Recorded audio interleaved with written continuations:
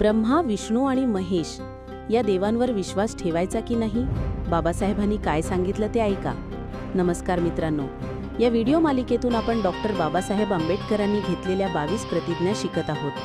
14 October 1956 रोजी नागपूरच्या दीक्षाभूमीवर बाबासाहेबांनी या प्रतिज्ञा घेतल्या होत्या. आज आपण पहिली प्रतिज्ञा समजून घेऊया.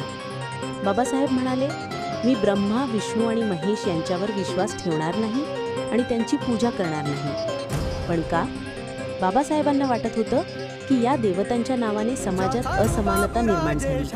ज्या धर्माने जातीभेद, उंचनीच आणि छुवाछूत शिकवली त्या धर्मातील देवतांवर विश्वास ठेवणं योग्य नाही. बुद्ध धर्मात सगळे समान आहेत, कोणीही मोठा लहान नाही.